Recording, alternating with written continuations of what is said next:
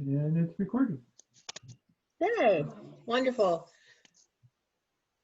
Bobby, did I see you come on? Yes. Awesome. Okay, so I think we're all here, if I'm not mistaken. So I think we'll go ahead and get started. Let's call to order this meeting, this special session of the Oakridge City Council at 7:04 p.m. on March 24th.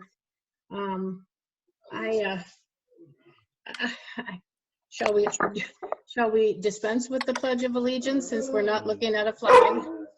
That's enough. And just move straight to roll call. Brian, will you call the roll, please? I sure will.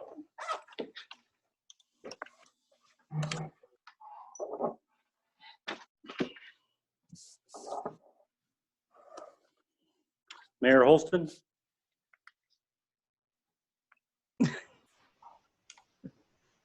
Mayor Holston, you there?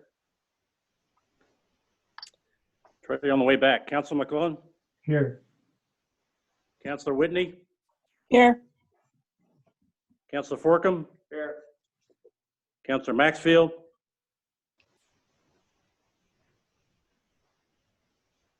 I see her. Councilor Kenyon? Here. Councilor Hollett? Here. Councilor Maxfield, you there? I'm here. Sorry. Mayor? I'm here now. Everyone's here, Mayor. All right, thank you, everyone. I'm going to be reminding folks periodically that are maybe logging in or dialing in to be sure and mute their devices. So if you hear noises, that's what we're doing, and it needs to be muted. So additions and corrections or adjustments to the agenda. I just wanted you to know that as far as additions, Rita Doland, our school superintendent, will be calling in at some point, sometime around now or in a little bit. When she does, she just wants to give a brief report on the school system. So we're going to plug her in wherever that comes. And I am ready and available whenever you would like me to share. wonderful. Thank you, Rita. So we'll be hearing from her in just a few moments. And then also during city council business, and we'd like to talk about the governor's executive order and what it needs here in Oakridge. So those are the only two additions that I have. Councilors, do you have any other additions? Okay. Let's move Mayor, on then. Yes. Mayor. You know, I'm sorry. I think I would like to just add what I'm doing with senior and disability services. Absolutely. Let's add that. All right, we'll do that at business from city council also. Kathy, there's several questions that I have. I want an opportunity to be able to ask. Sure. Let's do that at city council business also. Okay. Shall we do that? Yeah. Any others? Brian. Yes, ma'am. It's the CA. I'd like to add agenda 10.1.1, which is approval of a community response plan grant agreement. All right. And it was sent out to all the council as with the information about it, the agenda bill and the agreement. Correct. Got it. Thank you, Brian, for that reminder. 10.1. Adding. So that'll be under, yeah, got it. So the numbering is a little off on the agenda, so don't get confused as we go through here. So those of you that are joining us, be sure and mute your devices as we continue so we don't hear background noises. Let's go to the consent agenda. We have approval of our minutes from February 20th and March 5th. I will point out that there was a correction and that has been made. Thank you for that correction. I'm assuming Councilor Kenyon requested it. Yeah, well, it made a big difference. One word made a huge difference. So thank you for catching it. So can I have a motion to approve the consent agenda? I make consent agenda. I'll second. So Bobby, Kenyon made the motion and Bobby seconded it. All in favor? Go ahead, Brian, call him out. Okay, Forkham, Councilor Forkham. Aye. Councilor Whitney.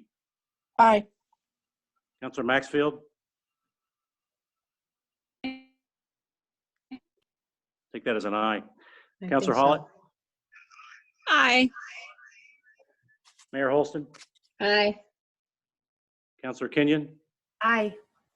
Councilor McClellan. Aye. Motion passes. Thank you, Council. Let's move on to business from the City Council. If you don't mind at this point, I would like to invite Supervisor, Rita, I just made you a counselor. Supervisor Dolan to just talk to us for a few minutes about what's going on with the school district and where they are with it.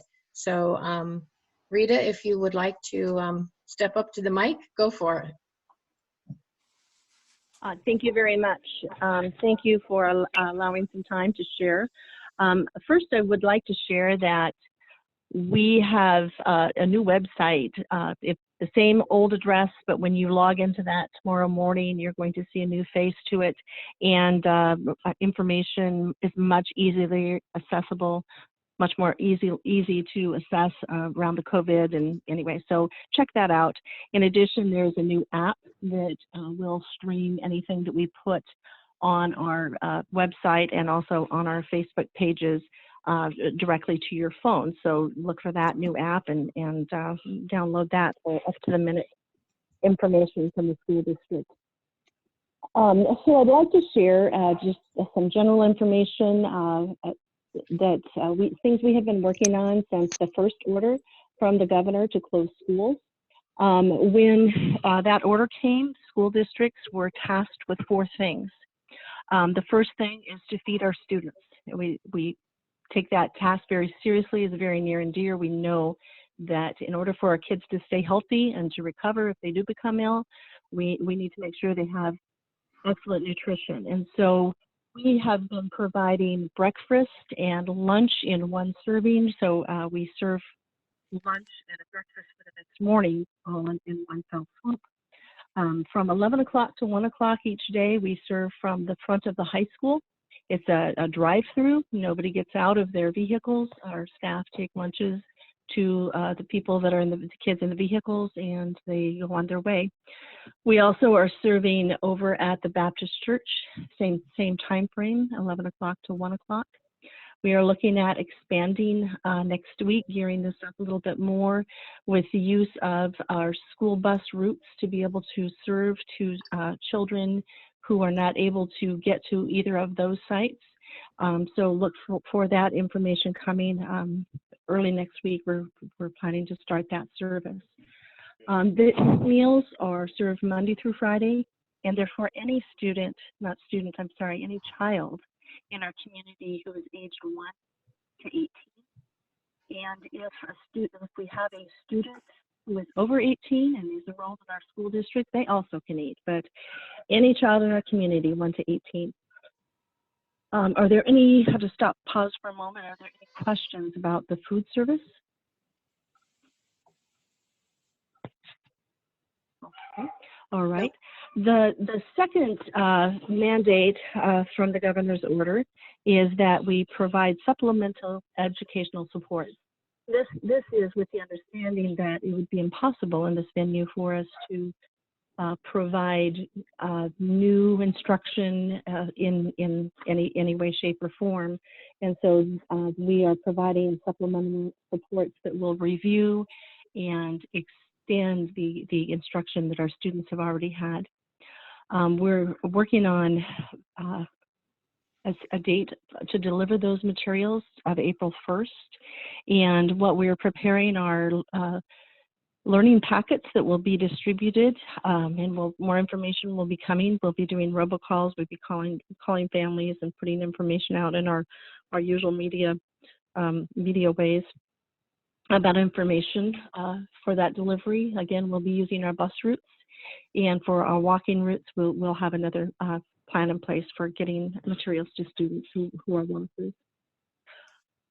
The first round of packets will be for 3 weeks. That'll give our teachers an opportunity to get the next 3 weeks of information together as we're scrambling the last couple of days before spring break to be able to get the information together as we were getting information and building it as we've been running. So the other is to be possible childcare providers for medical staff and first responders in our communities. That is something that is in the works across the state, and we have filled out our survey for the Oakridge School District has filled out the survey, and in the next 24 hours, we are told every district in the state will be notified if they will be needed to provide childcare for those critical care providers. That childcare would be provided by school district staff. And then the fourth mandate is that in order to provide all of these services, that we continue to pay our staff for them to be available to carry out these services. So are there any questions about any of those? And I have a little more information I'll share, but I don't want to just talk and not give you a chance if there's something that needs to be clarified. Yeah. Sorry, this is Counselor Whitney. Can you define what you mean by first responders? So first responders or medical responders, the people who would be served, from my understanding at this time, Counselor Whitney, would be doctors, nurses, medical staff who are in hospitals, clinics, etc., who are treating people who have COVID-19. It would also be for emergency medical personnel who would also need that support if they're serving in that capacity. Okay, thank you. Okay. Yes, you're welcome. Thanks for the question. Rita, did I hear you say that during this time that school is closed, that you will be paying your employees still? Yes, all across Oregon school employees continue to be paid so that we can provide these critical services. And that is something that comes with a great responsibility. And we have talked about this as a staff, our responsibility to our community. And in addition to providing these 4 essential services, our teachers will, as part of the educational piece, they will be checking in with their students every week. And that's a little easier at the elementary school because they have a classroom. At the high school, the principal and admin is working on determining which groups of kids are assigned to which teachers. That's something that they'll be working on as a team on Monday. In addition, our counselors are working on information that will go home in the packets to support families. They will be also posting on our Facebook and our website information each week that might be helpful for families as, we're all going through this together. Our special ed staff will be contacting students and families by phone, perhaps over internet connections as that might be available. We've discovered that about 20% of our families do not have access to internet, and some of that, as we know, is simply because there is no internet to be accessed, depending on where you live in our lovely community. Sure. And then we'll also be working on professional development. During this time, we have professional development that was already planned and has been ongoing around our English language arts curriculum and our math curriculum and implementation of that, and mapping out our curriculum. So all of these things will be going on, as well as supporting our students. Wonderful. Thank you. So at this time, we have essential staff. Speaking of, I know you're going to speak, Mayor Holston, to the new order that came about Stay Home, Save Lives. Right. It doesn't impact us at the school district as much. We still are under the mandates of the original order that spoke to schools. But in addition, we will be appointing a overseer, if you will, who is going to, in each of our buildings, ensure that social distancing and the hand washing and the sanitizing and all of those things that we need to be doing to ensure that those things are going on. And somebody who an employee, if they Mhm. could report to and say, I'm concerned about this, and Okay. bring it to our attention. For the most part, we'll be doing work from home, but there will be some in-person work as we get those packets ready and things like that. So. Okay. Okay. And so you will let us know as far as the city, if, if something changes and you need additional volunteer support, please reach out to us so that we can help push that message. Thank you very much, and I will certainly take you up on that as needed. I've just mentioned that one last thing, if I may. Absolutely. Okay, thank you. We have a few construction projects that when this was announced, we thought this is a prime opportunity for us to get some things done that won't be disruptive. So you're going to see some trenching going on around outside for the lighting and security systems and some things like that. So Cool. just be aware of that. Yeah. Okay. That sounds great. Counselors, do you have Leverage it anything in case you'd we like to have. add? Counselors, do you have anything you want to add or ask? Okay. All right. Rita, thank you so much for joining us and giving us an update. And we really appreciate what you're doing there. And of course, we appreciate the school system. And please let your staff know that we're behind them in anything they need to do. Thank you very much. Much appreciated. You're welcome. You're welcome. All right, let's move on. I know, Council, that I passed up the public comment kind of thing because I'm hoping that what we can do is move into the governor's executive order if you would like to. I thought it might be helpful if we just kind of went through it to see how it impacts us here in Oakridge and just had an open discussion about it. And then at that point, I thought I'm willing to attempt to try to take questions from the audience. We'll see how that goes. I will remind those that are listening that this is still a business meeting, and public comment will be limited to those times when we ask for it.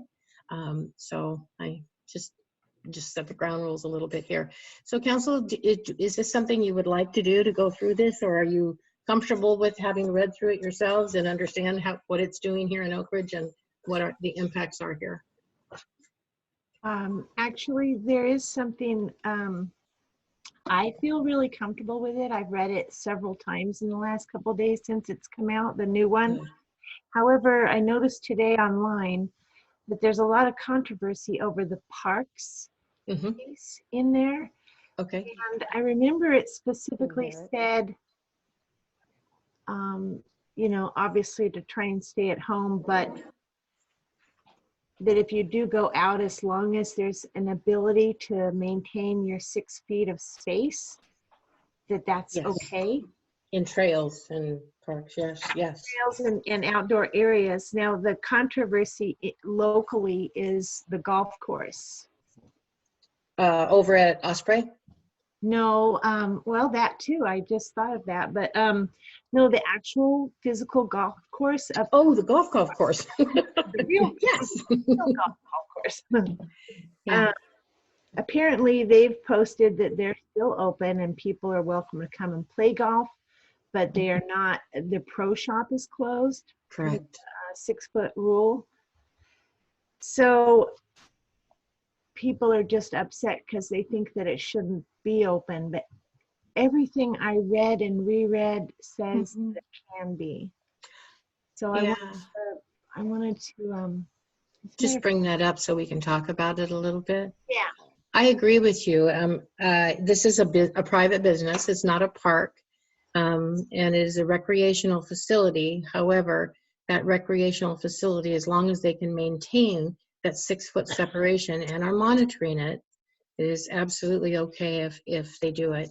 I would, I appreciated their post.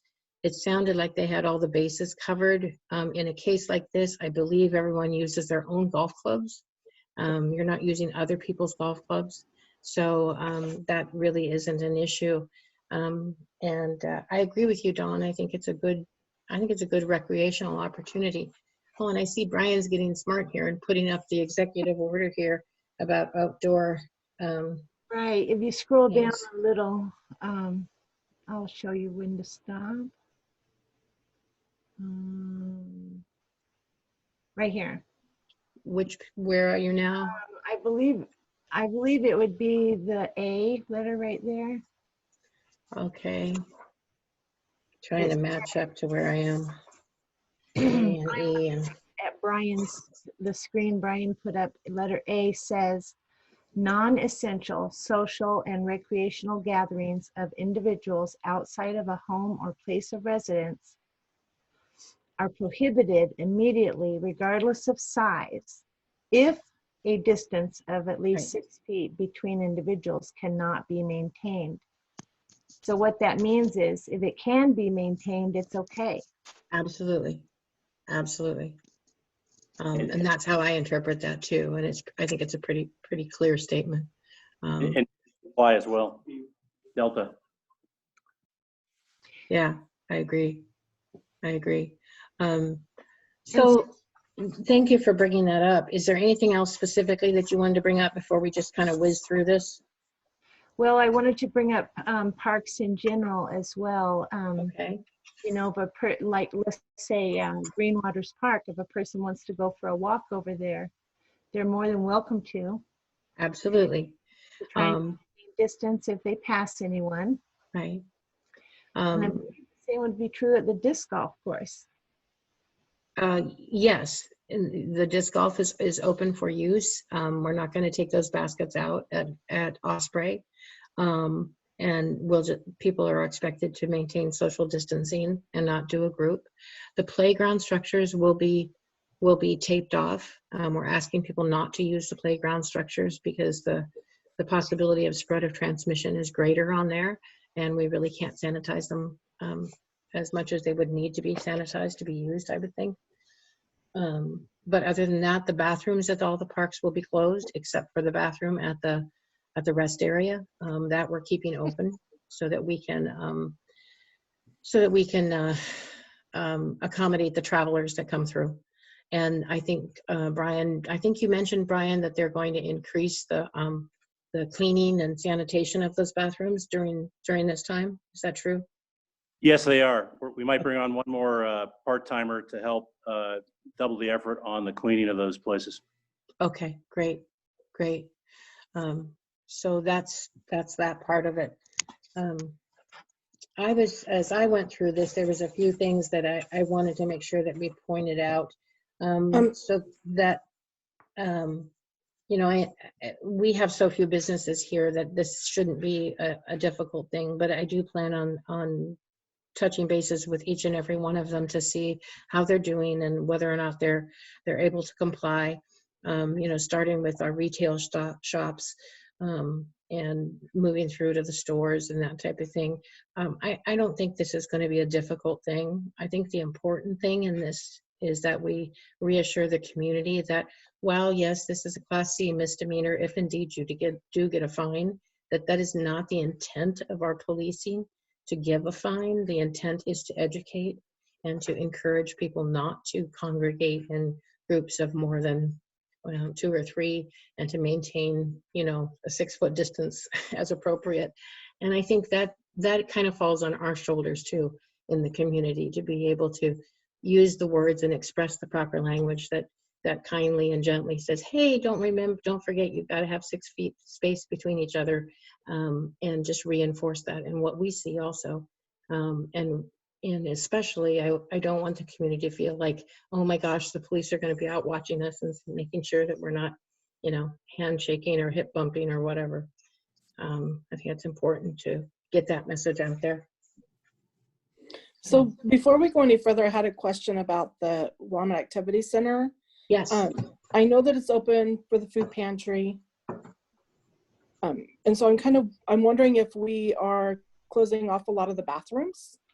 I feel like that would be a really good idea. So there's a lot less to clean and keep sanitary. And I believe bingo has been asked not to come until this is lifted, right? Am I right about that? I think Brian can speak to that. Didn't you say you closed down the senior center? Yes, ma'am. The senior center is closed for their normal activities. I did allow a small group to go in there that's doing some canning of foods for people that need it. They agreed to go below 10. I have closed most of the bathrooms within the WAC, and so there's only a couple left to use in case someone's here in a small group. Okay. Perfect. And the Thank you. food pantry, are they still up and running out of there, or are they over at the whatever church? To my knowledge, they're still operating from here. Okay, good. Okay, great. Other things that I was looking at in here, I think it's pretty straightforward. I hope all of you counselors have had a chance to read it. And if you have any questions about it, please do so. Please, send them forward or just ask one another and see if we can't come to some solutions. I haven't heard any problems yet, but this is all brand new, beginning today. So I know Dollar General is meeting with their general manager, their district manager this afternoon to get some guidelines as to how to accommodate people coming in and out and keeping down to the limit that they should be and enforcing the 6-foot rule. That's something that we'll need to watch. I think as far as that and the store, hopefully we won't have any issues, but I think we can all encourage one another and that we should be just fine. Is there anything else in this that anyone had some concerns about or didn't seem? Oh, Brian, would you update the council and let them know what you're going to do as far as the front office at City Hall? Okay, so we have put signs on the door, essential business only. It has slowed down the traffic a bit, and we've encouraged everyone to, mostly it's permits and water bills is what we see mostly in City Hall. So we've encouraged everyone to kind of go online or call on the telephone for the water piece. Permits, kind of hard to get around that, so we have dealt with those a couple times. As far as the staffing there, it's really difficult to go down to telecommute with either Leah or Jackie. So for now, we're going to maintain our distance and keep business as usual. I'm working with the municipal judge pro tem to see if we either have to cancel or virtualize the municipal court that's coming next week and in the future. So that's to be decided once I connect with him. Other than that, most of the virtually every other employee is essential person. I really can't afford to let them telecommute. Okay, that makes sense. And as far as myself, I'm not going into City Hall, only on occasion, and I'm trying to do it in off hours, so I'm not there at all, since I'm in that high risk category because, of course, because I'm old. So there you go. I think he's doing a great job at City Hall, and I know the front staff is really working hard at keeping things safe for them. So I don't have any other things that I saw off of either Facebook questions that came to me or that popped up to me from the governor's executive order. So if no one has anything else about it and they're all comfortable with it, then we'll just proceed. I did want to let everybody know that I wrote an article, an op-ed piece for the Dead Mountain Echo, and I think during this time it would be nice if there was a piece in every Dead Mountain Echo from either myself or from one of the counselors, just speaking towards keeping a common sense, calm approach and just addressing anything. So I encourage all of you to put your thoughts in writing if you'd like to, and submit them to the Dead Mountain Echo. I think it's important for our community to hear our voices in lots of different ways. That's having said that, let me go to some other business from City Council. Bobby, you wanted to give a report on senior and disability services that you're involved with right now? Yeah. So I'm pretty sure everybody's aware that I'm the area coordinator for senior and disability services here in Oakridge, and I cover Oakridge clear through Pleasant Hill. And a lot of what I do are home visits in people's homes and assessments and some informed decision-making processes and that sort of thing. So when we had our snowstorm, I participated in that and helped facilitate a lot of the well checks by being able to get a client list. And I learned a lot from that. And I think we all learned a lot from that. So trying to think forward and think ahead of what we can do to problem solve before something becomes a great big issue for people in our community. I've started reaching out to my boss and got an approval that basically said, go forth and do great things. So he's allowed me to start working on a client list.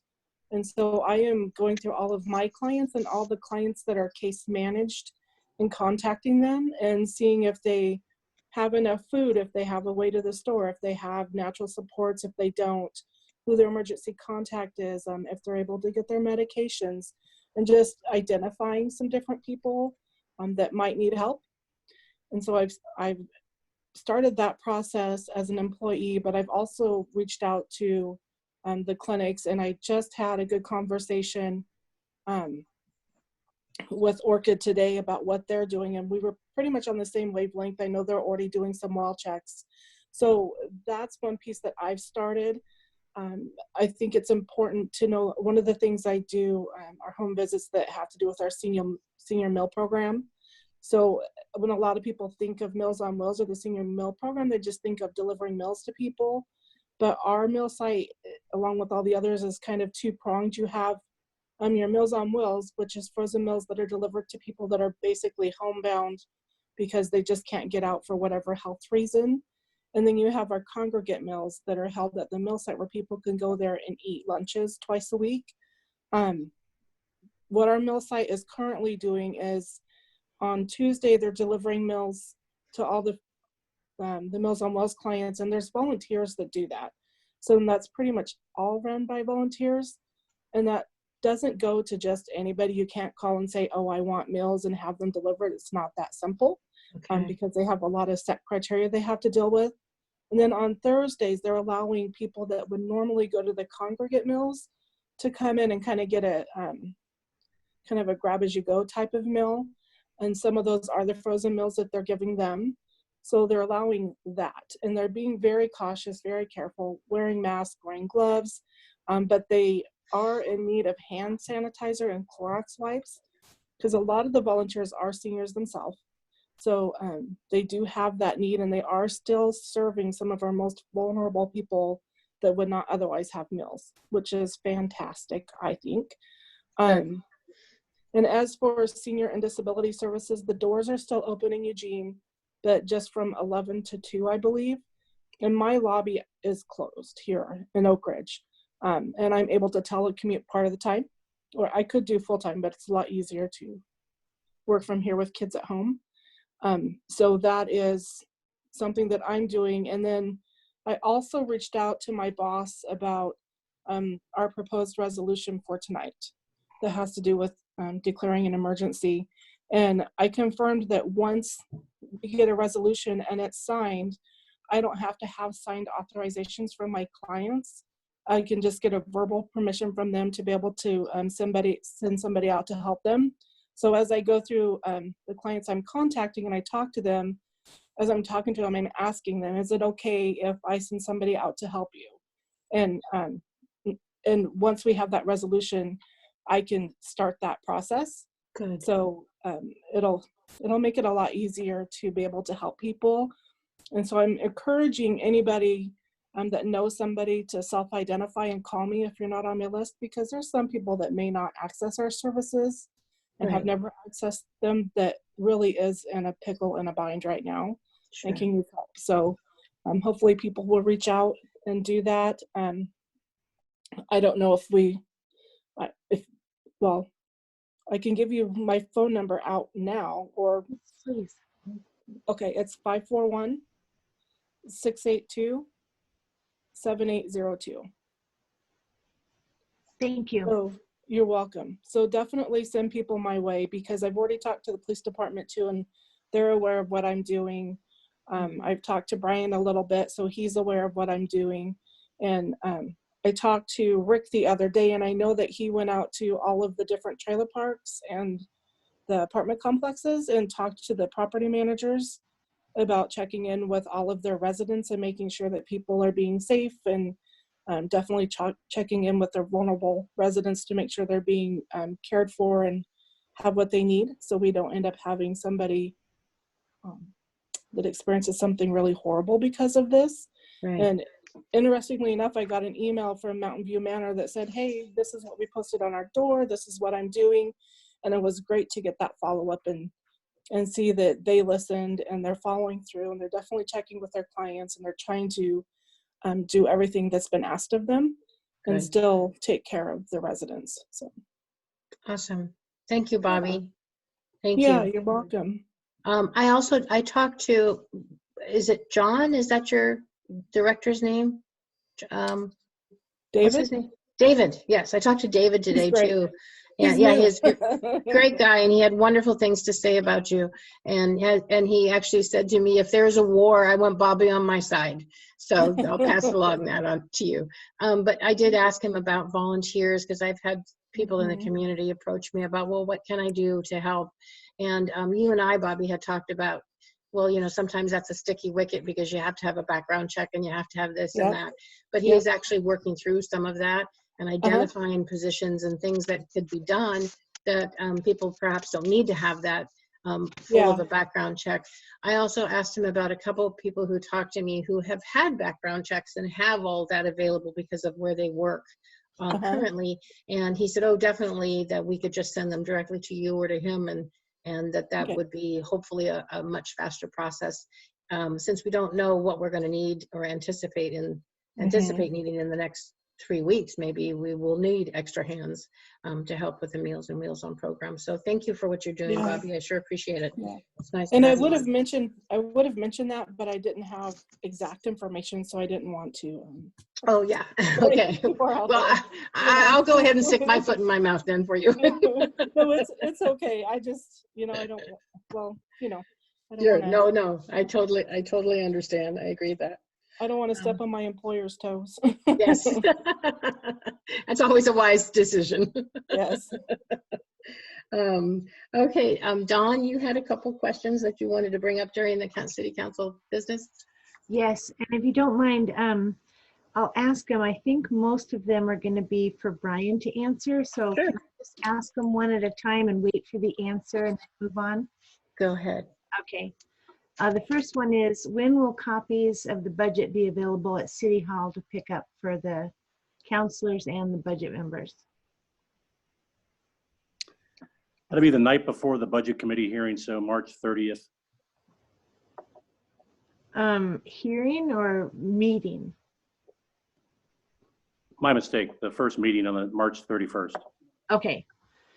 Okay, thank you. And then the CIS risk assessment, when will we be getting a copy of that report? I had intended to give them out, but if let me take a close look at them to see if there's anything in there that I really shouldn't be forwarded out. But and then I'll give it to the council. Okay. Realtor of record, do we have any applications yet, or do we need to repost that? The current application cycle has not expired yet. It's really April. To my knowledge, I haven't seen any formal applications, even though I've fielded close to 4 calls of interested realtors. Oh, good. The union bargaining, is that still going on? Oh, yes. Okay. 3 unions, and I've met with all of them at least once. And I think, let's see, we had it was a virtual meeting with the general unit. So it's going. The whole pandemic has kind of put a little bit of a break on it, but we'll get there before they expire at the end of June. Okay, this next one, I wondered if we already have a rezoning in place for that new disc golf course that's going in? It'll be combined with the parks plan. And in addition, we're looking at kind of doing a whole swath down Kokanee of rezoning. So we're going to try to roll all this in to save effort. Okay, so the reason I bring that up is because just yesterday I was walking my dog, and I walk in the upper part of the OIP, and the dog got off the normal area where we go to and down a trail that's apparently been put in that's super steep, and I had to try and get down there to catch him before he got off too far. And the trail was it was really hard to get down because of its steepness. So I'm wondering if I didn't know trails existed in there. Yeah. Are those? Is that by the water tower, down to the lower portion, that section right there? Yeah, well, do you know where the fire was a couple years ago? Yeah. Along that hill? Yeah, down in there. Right in that area. Yeah. By an old railroad spur at the very top. Mm-hmm. You know what I'm talking about? Mm-hmm. Yeah, I do know where you're talking So about. right there down to the bottom where the fire was, Mm-hmm. there's a steep trail. Is it a newly carved one, you think? It looks like it, and that's Yep. why I wondered if we had the zoning, if someone's working on building already, or what's.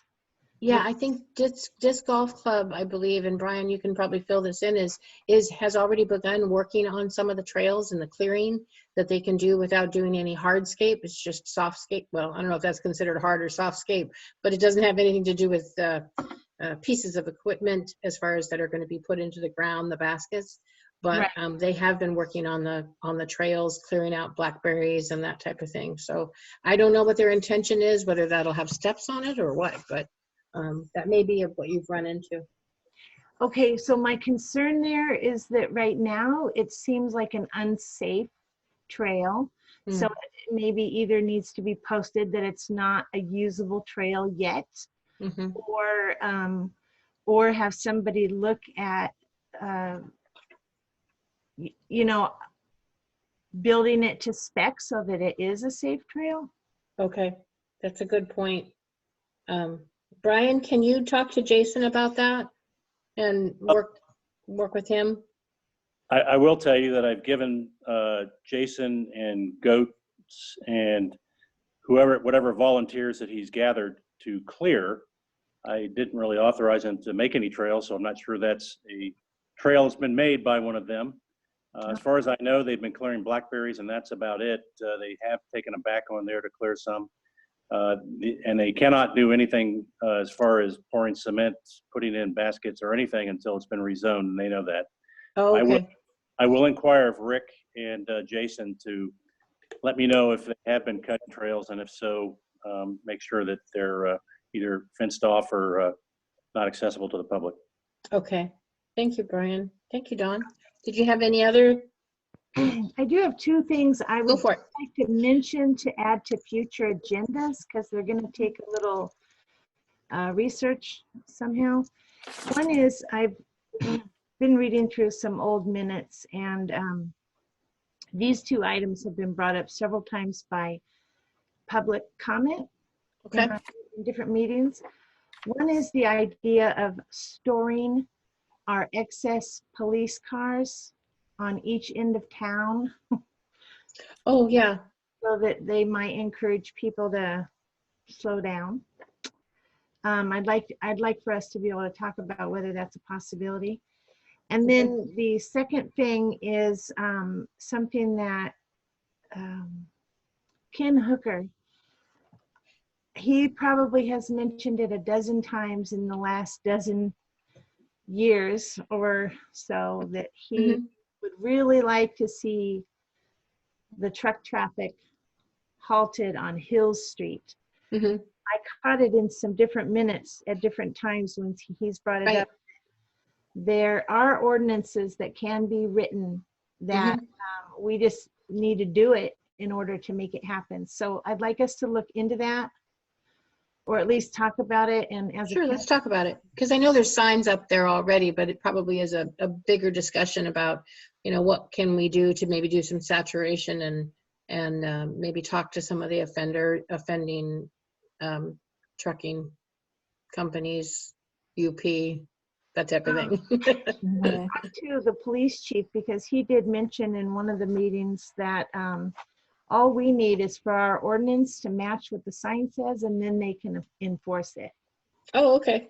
Let's add those. So let's try to get both of those onto an agenda in sometime in April. I can't recall what the list looks like right now for April, but let's try to do that in April and see what we can do. Thank you.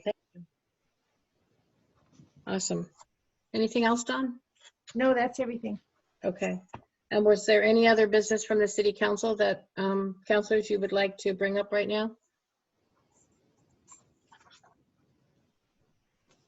I'm assuming silence is no. Okay. Let's move on then to business from the city administrator, 10.1. Brian, do you have an update that you wanted to share? No, my days have kind of been encompassed with what we talked about recently, so I'll save that, but I will move on to the added item, if that's okay. That's excellent. Go ahead. Okay, this is 10.1. Before we jump into it, Yes. I'm going to declare a potential conflict of interest. So South Willamette Solutions may be bidding on this work, and I've been contracted by South Willamette Solutions in the past to do work, and so that would be my business, Trisha Maxfield LLC. And with that being said, I'm going to abstain from this vote. Thank you, Tricia, for that abstention. Please make a note in the minutes that Tricia Maxwell has abstained. Maxfield. Max, thank you. Maxfield has abstained. Okay, Brian, go ahead. Okay, this is the approval of a community response plan grant agreement. And we're looking for a motion from the floor and a vote. You've read through the issue. What we're trying to do is provide a fire smoke mitigation community response plan. Many of the communities that are in high risk have started or are well along with developing these. We managed to garner a $25,000 grant initially to develop the plan, and since then we've gotten another 10 to kind of an add-on project. So we're looking to, this is basically a final draft. There will be no further changes from DEQ on this, any major changes. We've been through it with our partners, which we're working with, and so what you see is kind of what it's going to be. So what I'm doing is they're looking for having approval by the 1st of April so we can get started. So I'd like to get a approval for the mayor to be able to sign this when it goes final. Excellent. Can I have a motion?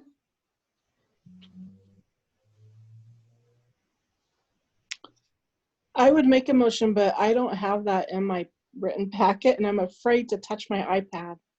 I'm afraid it will disconnect me from the meeting. Go ahead. Does a counselor have the motion in front of them that Brian provided? No? Okay. So I move that we authorize the mayor to sign the DEQ fire smoke grant agreement. Period. I'll second that. Thank you, Counselor. Brian, will you call for a vote? Oh, Kathy, I do have some discussion. I'm sorry, I forgot discussion. Please, discussion. Go forth, guys. Okay, my question is, who is going to be overseeing or managing this grant? City of Oakridge. Like specifically, who in the city of Oakridge manages it? It'll probably be a combination of Rick Zylstra and myself. Okay. Right now it's been me.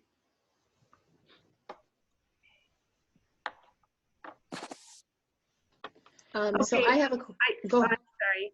I had just noticed that there are a lot of reports that they're asking for, and attending smoke management meetings and training and conferences and interviews.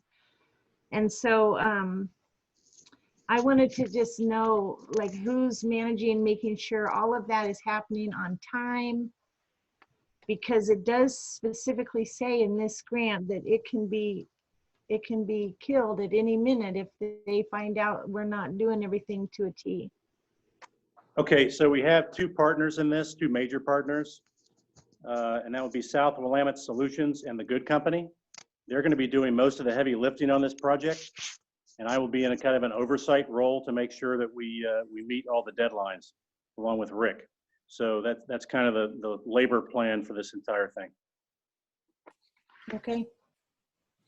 So will there be a project tracking sheet developed for this so that we can see how it's going? Yes, actually, there's some really significant analysis going on, and I'm thinking that U of O is involved I believe is planning to be involved on a sort of a minor role in the extra 10,000 that we got, and Good Company will be kind of the timeline manager and provide me with that information. Perfect. Right. And I would just, so the end result of this, if I'm not mistaken, so in getting the larger wood smoke grant that we got, you know, it's going to produce a lot of good stuff from that. But sometimes the things that fall through the cracks is being able to track the data that comes from this, because that data becomes really important, not only for our implementation, but for proving to DEQ that we've accomplished what we need to accomplish, as well as pushing our model of what we're doing to others. And so by getting this extra money, it really allows them to do a lot of good data compilation and tracking, and then reporting out on it. So it's really a win-win. It just enhances our ability to be a shining star, as well as pave the way for other communities or other areas that want to do something like this to see the results. And it will really help us in the future when we'll be able to go back and say, this is what we accomplished. So it's kind of an important piece to it. And it was really nice to have this money applied for and then received. So I do just want to add a little bit more to this too. Who actually helped write Wait this a minute, grant? wait a minute. May I point out, if Trish is abstaining from the vote, I don't believe she's allowed to participate in the conversation. Is that right? She claimed a potential conflict of interest, right? Oh, she did? Yeah, so it's potential. So she Okay. can participate. My Yeah. apologies. No I could need to technically- apologize. I could still technically vote as well, but I just don't. I don't want to touch it. But with that being said, the intent with the community response plan is actually to do more prescribed burning, and that will help increase our public safety. In that, we're reducing danger within the wildland urban interface. So really, the whole intent behind it is to protect vulnerable populations when we do try to do more prescribed burning. Now, with that being said, we did get an extra $10,000. Well, the city got an extra $10,000 in order to do a data analysis, which ties in really closely to the air quality work that Good Company's been doing. That's all I got. Thank you, Tricia. I appreciate you fleshing that out a little bit. That's awesome. Excellent. Councilors, any other discussion? Brian, will you call for a vote?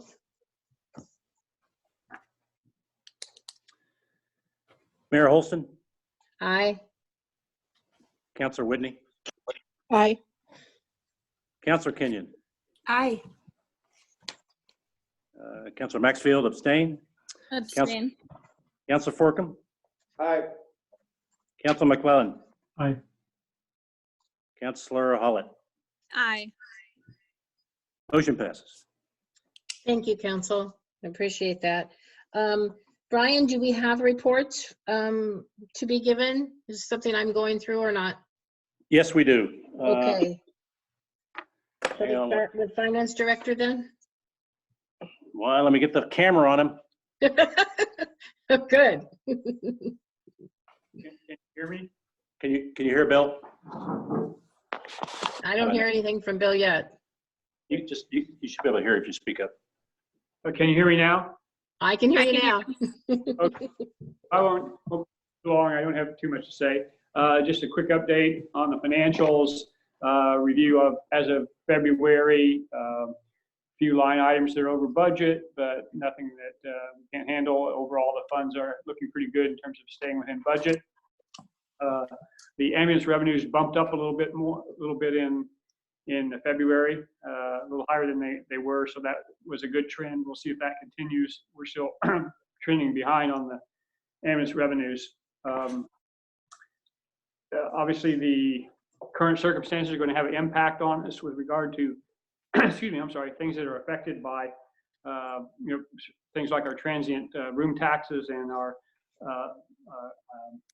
fuel and gas taxes, and those things are going to be adversely affected by this virus that we have, and the subsequent drop in activity. I'm estimating it probably $35,000 to $40,000 a month impact as long as this thing goes on, probably on those revenues that are related to recreation and tourism and travel and those kinds of things, hotel stays and those kinds of things.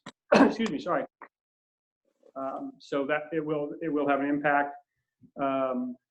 We are certainly tracking all expenses that are related to this to this crisis in terms of making sure we have adequate documentation for reimbursement from federal, state, whatever authorities might be providing some sort of reimbursements for expenses that occurred on that. So if you do have these kinds of expenses, please document them well, what relation they had to the to this crisis, and so that we have that on hand when we seek any reimbursement for the expenses the city's incurred. So other than that, we're just working hard on getting the budget ready for the budget committee meeting next Tuesday night. That's it. Any questions for me? Yes, Bill, I noticed I don't have copies yet of the current financial reports that you normally send out. Are those coming? You should have them. I actually sent them out like 2 or 3 weeks ago. He did. I received them. Really? Unless I missed you on the email, which is always a possibility, of course. But yeah, I sent them out. The February one's out. I think in the first week of February sometime, or January. Ones, yeah. I'm sorry, the January ones. So Not the February ones out. Don, he He sent typically them out about a doesn't week put a prior. subject. What? Oh, he doesn't? Okay.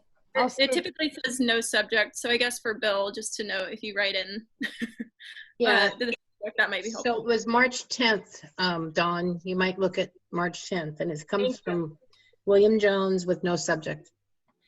Okay, and I also searched for Bill, so. I'm confused. Did you get them, Dawn? He doesn't know yet. I don't know. I'll look for him again. Okay, well, just let me know. If you didn't, I'll certainly send you another copy right away. Okay. Okay.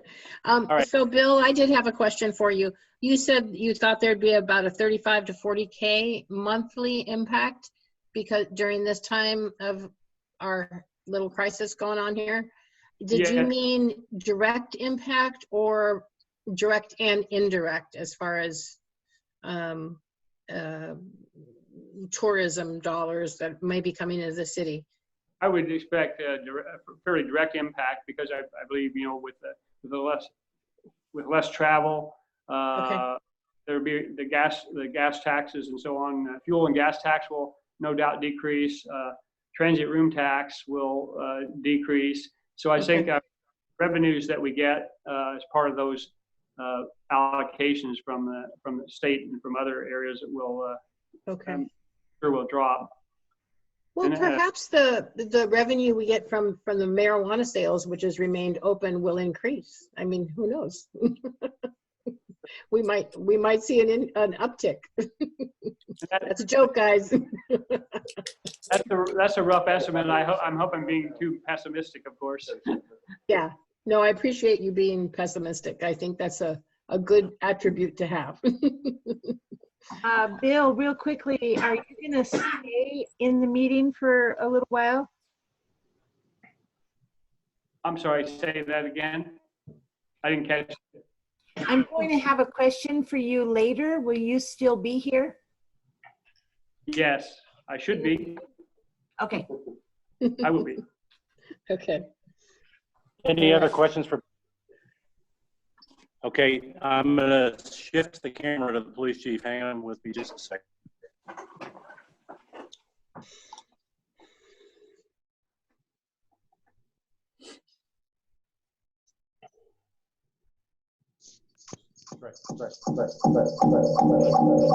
Oh, that's nice.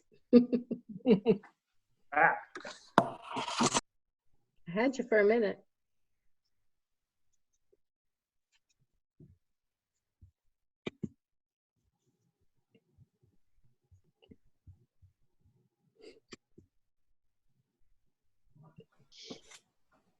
try again. Test 1, 2, 3. Can everybody hear me? Yes. Okay. I don't have a normal report. I kind of have a little bit of synopsis on a directive we'll be putting out if you guys pass the emergency legislation this evening. For us, since we're all essential employees, it's kind of been business as usual for us as far as the law enforcement side is concerned. We've been taking our precautions the best we can with the equipment we have. We're really short on personal protective equipment. We have orders in, but everybody has orders in. So we've still been taking people to jail. We've still been taking people to the mental hospital in Eugene. That's probably been our biggest uptick is mental health crisis and taking people down to the Johnson unit that have mental health crisis. If the legislation is passed tonight, I have a directive that's going to go out to my staff tomorrow on kind of a few changes in procedures to match kind of our partners statewide that have already declared emergencies. One good thing that's happened for us is the Oregon State Police Superintendent convinced the powers that be to give us first access to testing for the virus. So we keep emergency service personnel on the road because a lot of departments have people that are quarantined that don't have it or that they don't think that has it. Just it's the precaution they're taking. So every Sunday, we're able to put in for testing if we need to test them. But also, starting tomorrow, our officers will all be getting their temperatures taken the closest they can at the beginning of their shift by the fire department, just to kind of keep an eye on our public safety people. That'll be our police officers, and I believe the fire is going to do that as well. Again, we've kind of been matching our partners as far as if it's a non-mandatory arrest or it's not a felony. We've been trying to cite people or either through district court or through our municipal court through our 873 ordinance and in lieu of incarceration to keep the court system kind of where it's at and to keep the jail where it's at, because a lot of the court system is kind of slowed down a little bit. DMV's given us some direction on stuff because they're going to be closing down a lot of things. So a lot of things like if your license expires, if your registration expires, a lot of things like that will be kind of put on hold we won't be citing people for that if it happens during this time period. If you had a license expired from a year ago, that's still going to take enforcement action, but a lot of the things to do with DMV and traffic during this period won't be enforced at request of DMV. And we'll have a directive for my people after this meeting if you guys pass the emergency ordinance, and I can send that out to the council tomorrow. Our office staff, they're gonna limit them to probably starting tomorrow is they're gonna not work together. So one of them will be on, one of them will be off type of thing. Patrol staff for the month of April, we will be going to 24-hour coverage with no on call. There'll be boots on the ground 24 hours a day unless something happens with somebody as far as their health is concerned. So that way the citizens can be reassured there's somebody around unless they're having to take a trip down to Eugene or something else happens. And we'll hold that staffing until the academy starts back up. Officer Miller, who was in the academy, is back right now because the academy is canceled till at least May 14th. And then if people have any questions, and then I can answer one of Dawn's questions as well.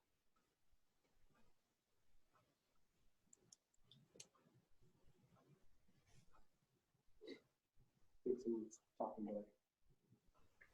I don't see anybody. Any questions I for? think the mayor was talking, but I couldn't. Yes, you're right. I forgot to hit the unmute. I'm sorry. Chief, can you just reassure council as well as any public about the precautions that you're taking as far as cleaning your cars and that type of thing, has that been increased also? Yeah, we're trying to disinfect as city crews helping us with some of that. Plus the officers are getting a directive to, after any person's been in their car, they need to disinfect. If anybody's been in our holding cells, it's got to be disinfected right away. So it's fresh for the next time. So, and Okay. then just personally making sure people are washing their hands and, you know, using the wipes and that kind of stuff. So, Okay. but we're down to 12 N95 masks, but I mean, everybody's in that spot right now. So. Okay. Well, we sure appreciate you guys having boots on the ground 24/7 in April. I think that'll be something that the public really will like to hear also. And I know that you guys are putting yourself out there and at risk, so stay safe, you know, and we want you to do everything you can do to protect yourself as well. Yeah. One thing I have got personally as chief, a lot of questions on the governor's executive order.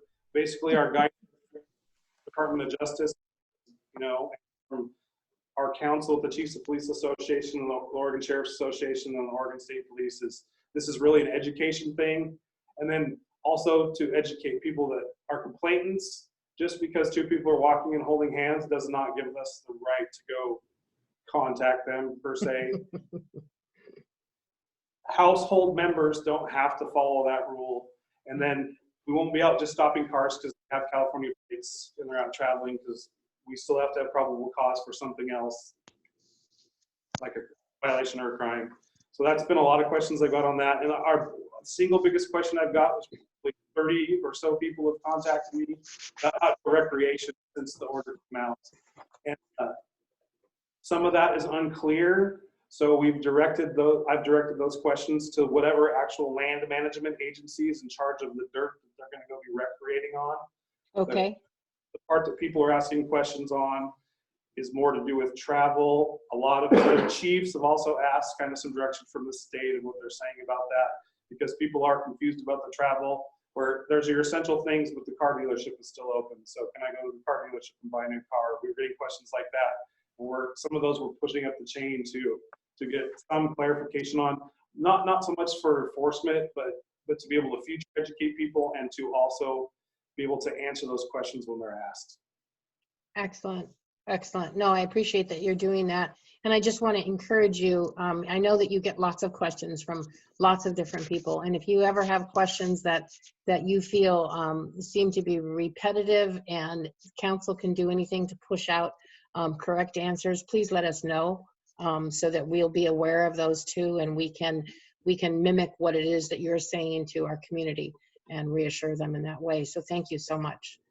One thing I'll try to do is I will send you guys all a link to the Oregon Department of Fish and Wildlife frequently asked questions for this times, because that's answered a lot of the questions I've been having people that to answer the outdoor recreation question. Good. Thank you. Maybe that could go up on our city website in the COVID-19 section. Yes. That's a It applies. great suggestion. Can you answer? Councilor Kenyon, you had a about the ordinance for the trucks? Yes, well, I asked for it to be a topic of discussion at a future meeting. Yeah, an ordinance that we could enforce from the signs, because we have a couple signs in town. There's one up kind of going up High Prairie that says no log trucks, and then there's one on Hill Street that says no trucks. And of course, I believe we have one at the rest area, and I believe currently the one that's enforceable is the rest area one. And then a lot of people have made complaints about Union Pacific, but as far as I remember, I will clarify, but the ODOT told us we could not, even by ordinance, stop Union Pacific from driving on any of our streets to go, because there's a law that says they can go to their shop. So I can't remember the exact legal term, but there's something to do with they would still be able to go to their place of work. So that sounds like something that perhaps we can, because I know a lot of that traffic is UP, and it sounds like what we need to do is reach out to UP, or I could do that and try to open up that line of communication and just make it a friendly request. and do it that way. I mean, I could certainly do that as well as, doing what you need to do to write a larger ordinance. So let's keep that in mind when we have that discussion. And I confirm with Rick Zylstra, but I Okay. believe the original plan from the traffic safety stuff, that there was a proposed truck route in Oakridge, and it was like a one in, one out type of thing. Yeah, I thought the TSP has that in it, so I think we can talk about that when we get to it. Yeah, I agree. Okay, any other questions for the police chief? Okay, I'll ask Eric to come online and give a fire department brief. And Scott as well, if he has anything to add after Eric.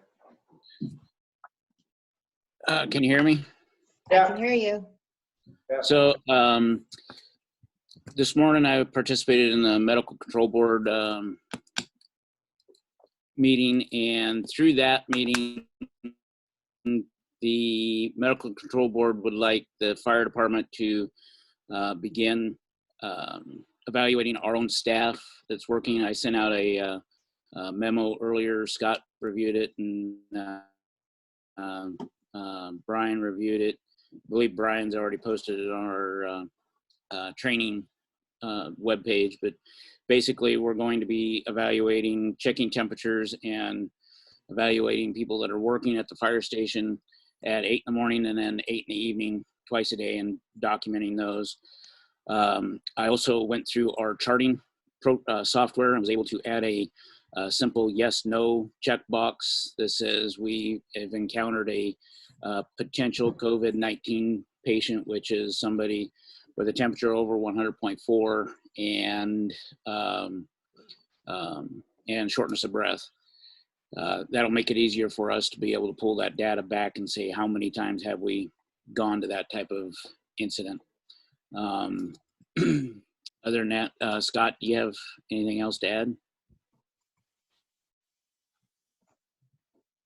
I would just say that we did close the fire station to the public on March 13th, and that's just to limit the potential of an accidental exposure. We have had a long history of walk-in patients come to the fire department, so we did set up a triage tent out front so we can direct people as they walk into the department to go out to that triage area, and we can assess them out there just to help protect our personnel. They do have PPE there so that they can don it if they need to. We're also limiting the number of personnel, ambulance personnel at the station, only allowing essential on-duty crews there. We've also implemented a personal protective equipment matrix, so to guide our personnel on what they should be wearing for a particular situation.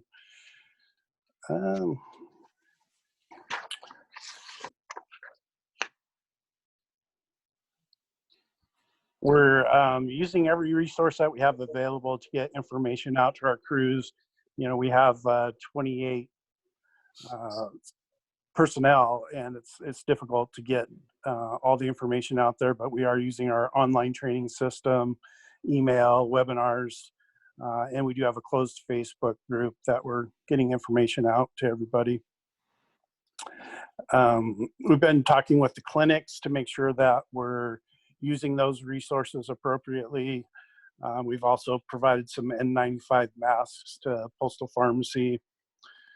We are in good supply of some PPE, but short in others. I did make an order to the Lane County Emergency Operations Center yesterday, and we were able to get some supplies for them, but not everything that we needed. And we should be able to share some things with our police department.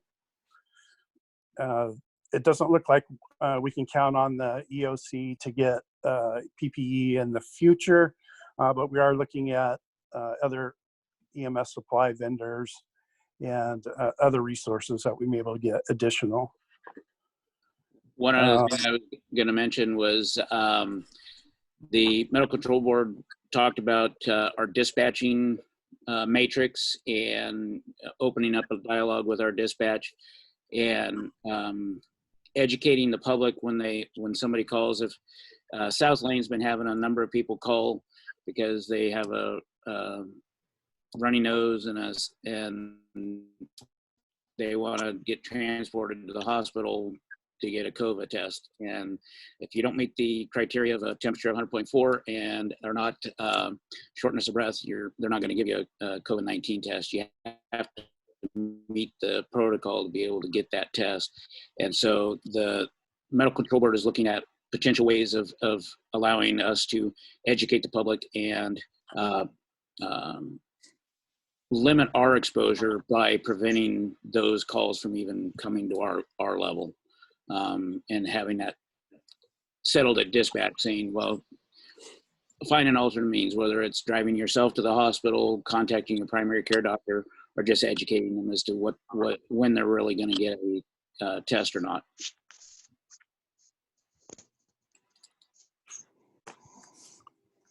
Anybody have any questions? Okay, we'll move on to Public Works. I'll be briefing that for Rick. He's on vacation. At Public Works, they primarily, when it comes to internal controls with the COVID-19, they primarily work alone. And when they're doing their meter readings, they're going to make a determined effort to keep distance from any citizens. So at least a 6-foot distance there.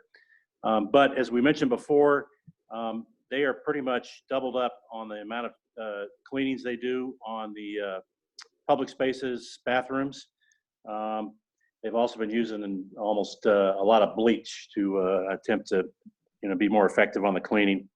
When it comes to actual mechanics of it, we've distributed 13 in February.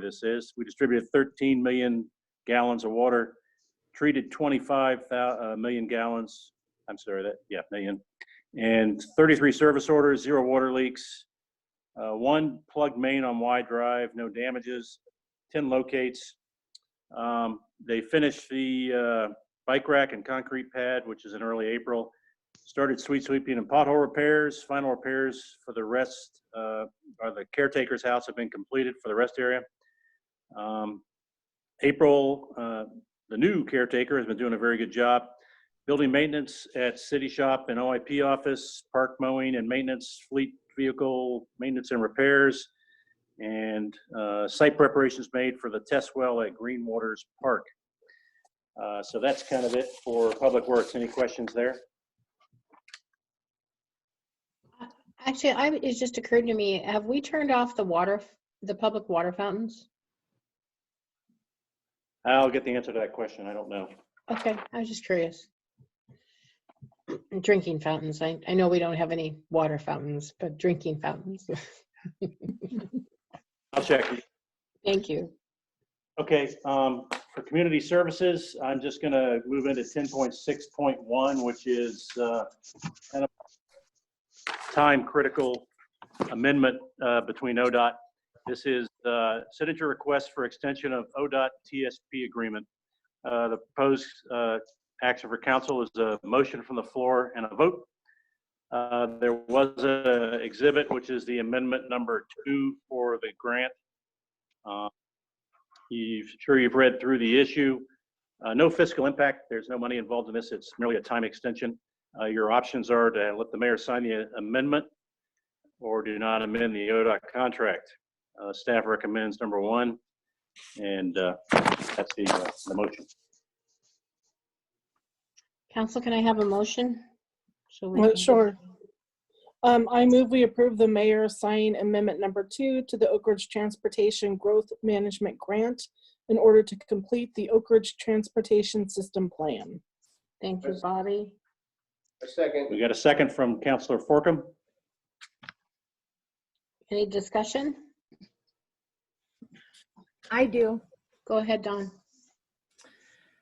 In reviewing this amendment, I realized that amendment number 1 was not approved by council, and I can't find in the minutes where the original IGA was approved by council as well. So I'm concerned about that, and I think it's something that we just need to look into.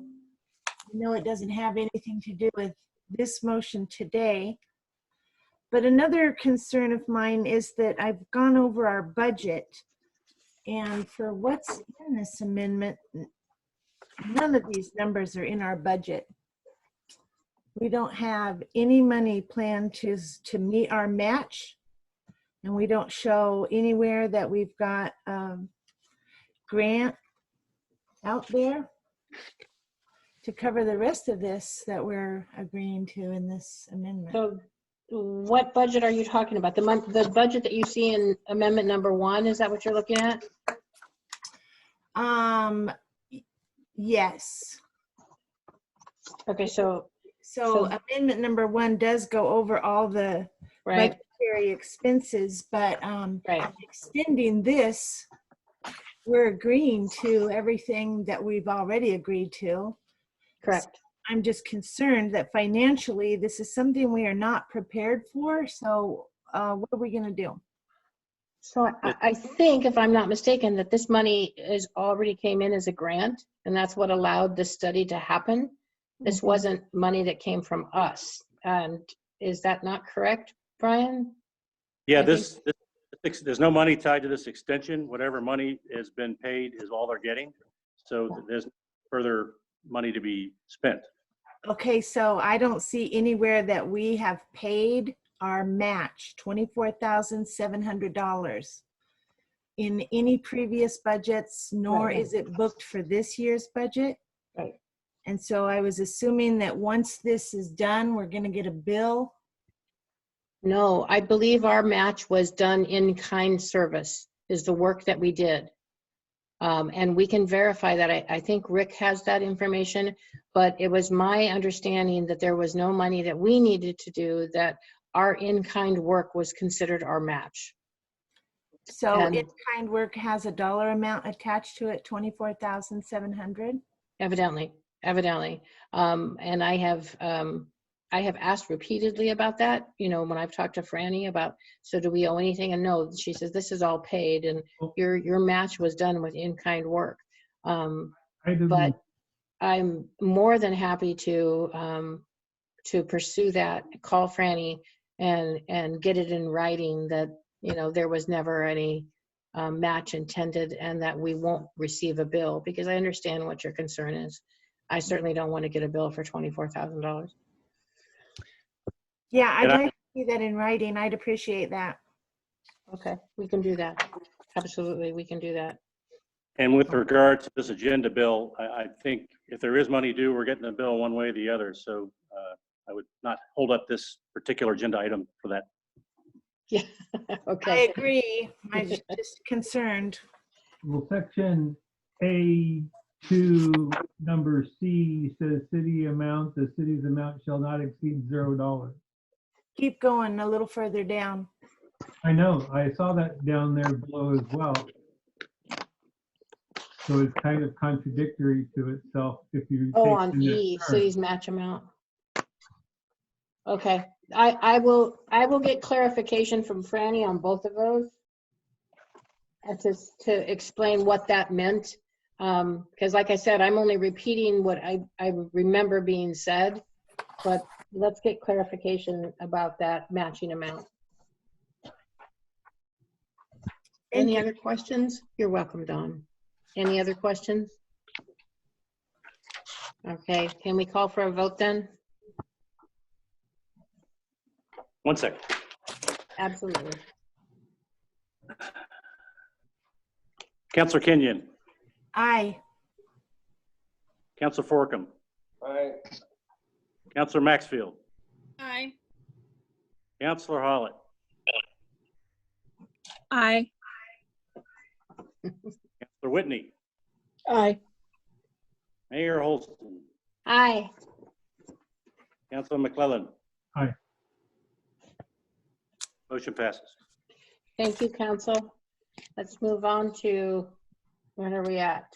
13.1, I think we are at. No, Oh, sorry. Where am I? 10. 10, sorry. items removed from consent agenda? Oh, it kind of got messed up. We don't have any of those. We don't have any public hearings. So we are at 13.1. Am I not right? That is correct. Okay, good. 13.1. Okay. Brian, will you introduce this? Okay, this is a resolution declaring a local state of emergency due to the present COVID-19 pandemic. The proposed council action is a motion from the floor to approve the resolution. The exhibit is a proposed resolution 04-2020. You've read through the issue, I'm sure. The fiscal impact is to be decided. It is likely there will be some federal reimbursement for costs related to COVID-19, and we've seen some guidance on that already. Your motions are to adopt this resolution 04-2020 or do not adopt it. We're recommending option 1, and it truly is a precaution. Currently, I don't see a dying need for the resolution, but I think we need to be ready should something happen and we need to use parts of this.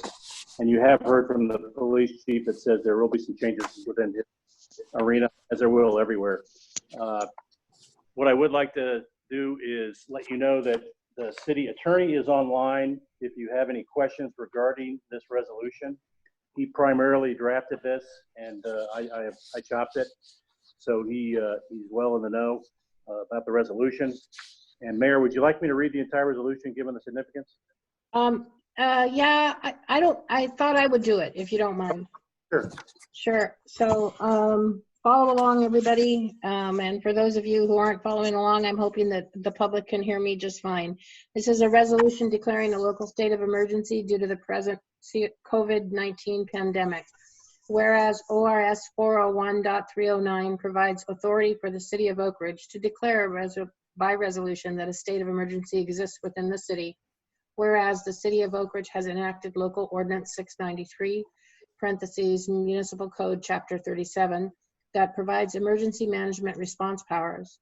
Whereas coronaviruses are a group of viruses that can cause respiratory disease with the potential to cause serious illness or loss of life. Whereas the novel coronavirus causes illnesses known as COVID-19.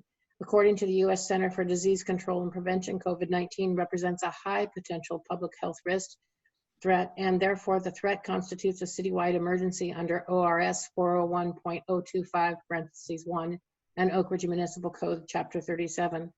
Whereas as of March 20th, 2020, there are 88 known cases of coronavirus in Oregon, 14,366 cases in the United States, and 263,071 cases in the world, with 11,113 deaths worldwide.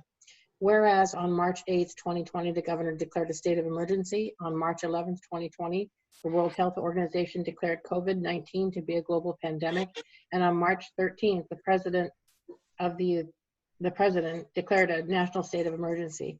Whereas on March 17th, 2020, the governor issued Executive Order 2007 prohibiting gatherings of more than 25 people and Executive Order 2008 closing the public schools.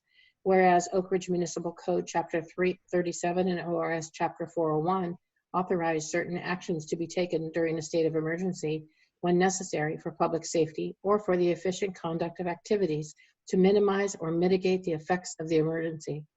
Whereas the COVID-19 pandemic will create significant health and financial impacts to the community for an unknown duration.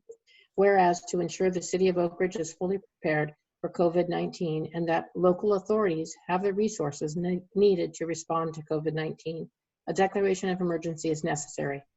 Now, therefore, it is hereby ordered by the City Council of the City of Oakridge, a state of emergency is declared for the entire City of Oakridge, effective March 24th, 2020, at 8:33 p.m. for the City of Oakridge.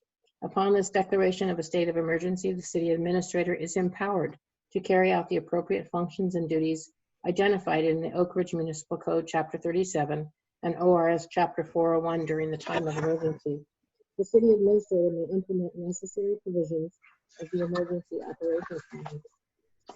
Kathy, Yes. you started to cut out. I think that you moved back. Okay.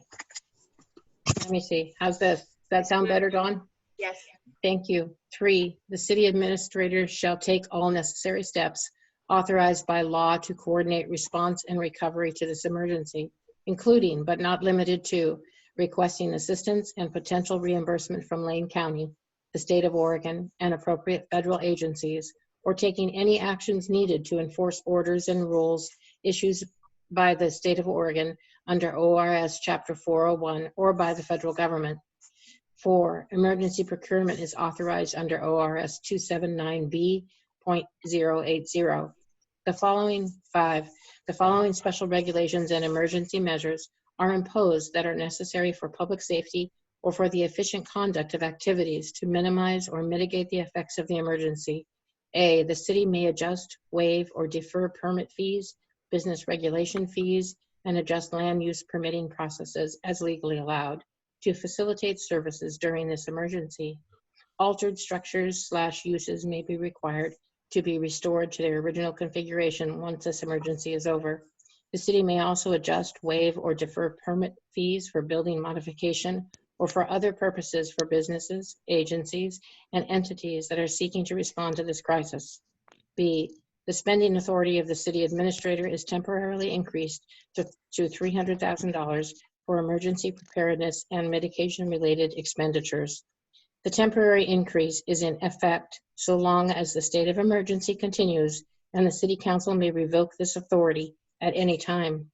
C, the city administrator may order additional special regulations and emergency management procedures pursuant to this declaration of a state of emergency and under authority of the Oakridge Municipal Code, Chapter 37, subject to ratification of the city council at the first available opportunity. 6, the declaration of emergency and special regulations and emergency measures shall expire May 1st, 2020, unless sooner terminated or extended by the city council. The state of emergency may be extended in two-week increments so long as COVID-19 continues to pose immediate and substantial threat to life, safety, health, or property in the city of Oakridge.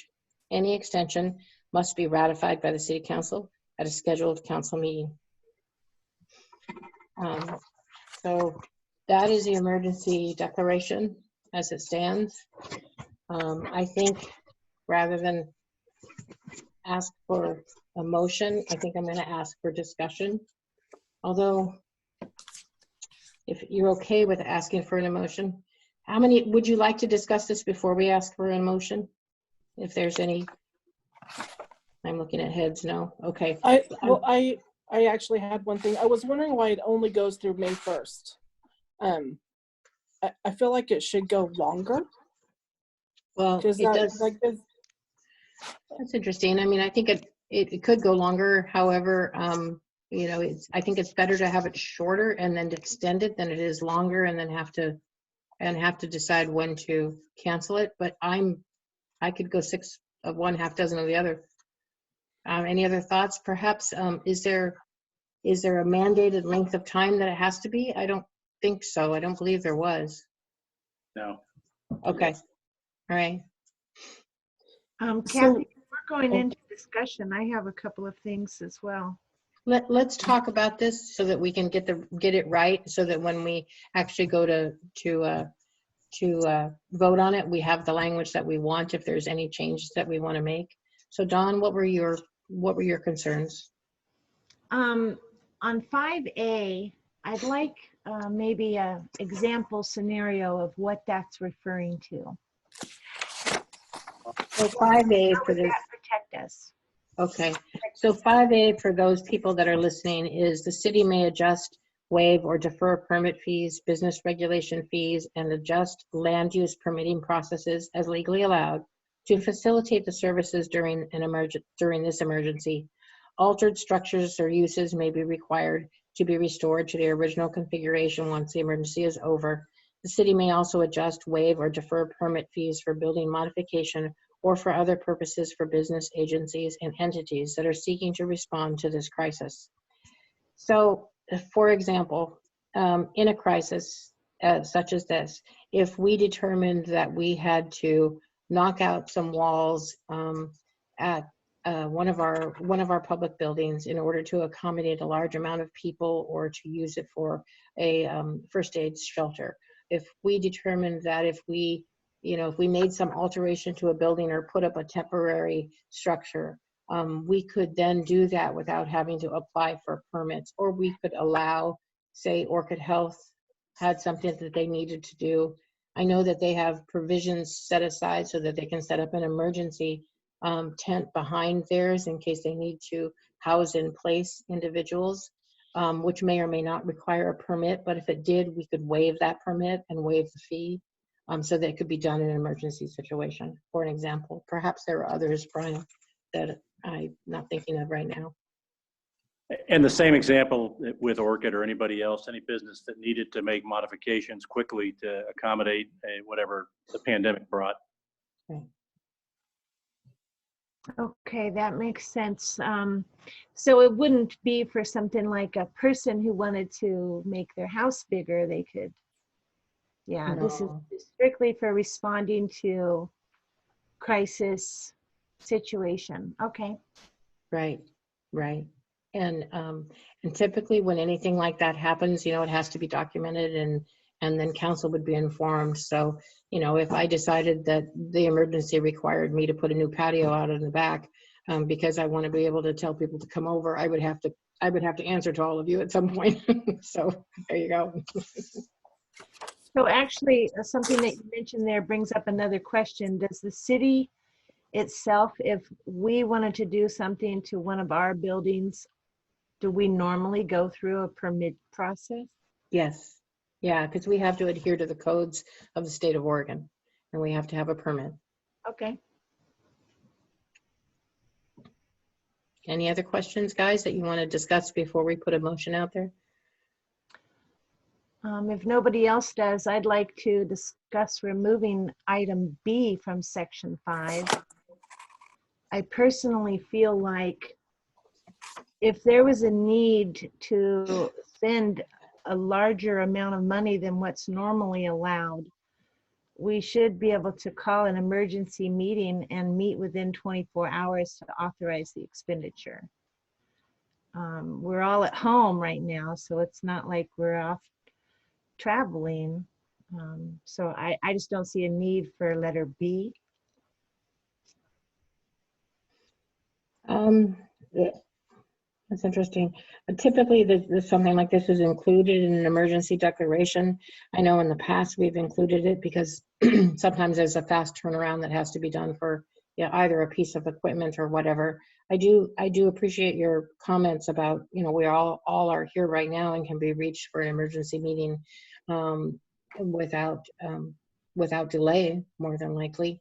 I would suggest that maybe what we want to do is, rather than strike it, authorize an temporary increase of an amount of money, but only with the approval of the city council. Oh, I see. Add in with approval of council that he can spend up to that much. Mm-hmm. Which means that you are, you know, and I'm sure we all wouldn't mind being woke up in the middle of the night if something happened. I can't anticipate that something would, but I certainly wouldn't mind. A comment from the CA? Yes, please. Well, while the trust is overwhelming, I wouldn't recommend just council needs to approve it. Just strike it all together, because I can come to you with a supplemental budget authorizing that expenditure anyway. True. Can I just weigh in real briefly too? This is Matt Dahlstrom. Yes, please, Matt. So my fear on that plan that you just laid out, a couple things in just my mindset in putting this in here and in talking to Brian. One fear is deterioration of some mobile network or internet infrastructure, such that there would be an emergency for Brian needing to spend money and having a hard time reaching everyone.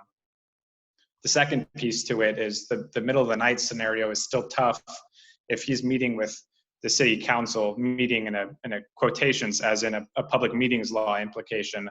I think he would still have to call a meeting if it's going to be presented in front of the city council for him to take action and spend money.